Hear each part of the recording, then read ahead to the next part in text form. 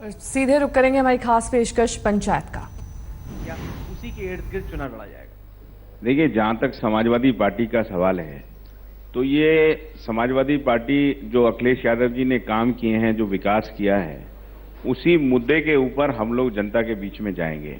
मैं दावे के साथ कह सकता हूं कि अब तक जितने भी मुख्यमंत्री रहे, उन मुख्यमंत्रियों में से अगर सबसे ज्यादा अधिक विकास अगर कोई भी क्षेत्र रहा हो, उसमें अगर सबसे ज्यादा काम किया वो अखिलेश यादव जी ने किया।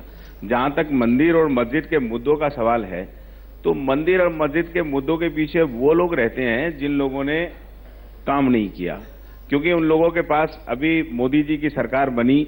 मोदी जी की सरकार बनने के बाद जो उन्होंने जनता के बीच में वादे किए थे, आजकल इलेक्ट्रॉनिक्स मीडिया का जमाना है, आज फेसबुक और ट्विटर और दुनिया भर के का जमाना है। अब हर आदमी जानता है कि आप किसी को ज्यादा गुमराह नहीं कर सकते। अब आप ज्यादा लोगों को बहकावा में लाकर नहीं, पर अभी हमने हाल ही में मुलायम जी का बयान सुना जिसमें उन्होंने कहा कि 16 लोग मरे थे जब कार सेवकों पे फायरिंग हुई थी 1990 में। अगर 30 भी मरते तो मुझे कोई परहेज नहीं होता। तो कहीं ना कहीं उस फायरिंग का हवाला देते हुए मुसलमानों को अपनी तरफ करने की कोशिश तो हो रही है। तो आप भी अपनी राजनीतिक रोटियां देख ही रहे हैं। देखिए, वो नेताजी ने जो कहा है, वो एक कुर्सी पे बैठे हुए सम्मानित आदमी जिसको जिम्मेदारी दी गई है, उसने अपनी जिम्मेदारी निभाने के लिए, देश को बचाने के लिए जो काम किया, उसके परिप्रेक्ष्य में बयान दिया गया है। उन्होंने ऐसा नहीं किया कि गुजरात के अंदर लोग जिम्मेदार कुर्सी पर बैठे थे और लगातार दंगा होता रहा और गरीबों की हत्या, लूट खसोट होती रही और लोग उसको आंखें बंद कर देखते रहे। अगर लोगों ने भी मुलायम सिंह जी जैसे निर्णय लिया होता तो मैं दावे से कह सकता हूं कि गुजरात के अंदर वो हालात नहीं होते जो गुजरात के अंदर गुजरा है। और जहां तक साध्वी जी ने कहा, बुंदेलखंड से वो आती हैं और बुंदेलखंड के लिए उनकी सरकार ने बहुत काम किया है, तो अभी बड़ा सूखा बुंदेलखंड में गुजरा है।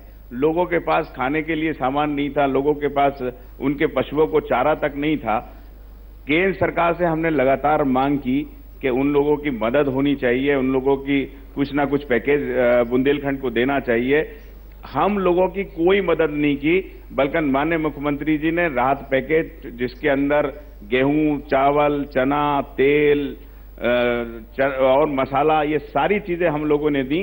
और जो खास सुरक्षा के अंतर्गत जो 2 रुपए किलो गेहूं और 3 रुपए किलो चावल हम लोग देते हैं, उसका पूरा पैसा भी गवर्नमेंट ने माफ करने का काम किया और फ्री हम लोगों ने उन लोगों को उपलब्ध कराने का काम किया।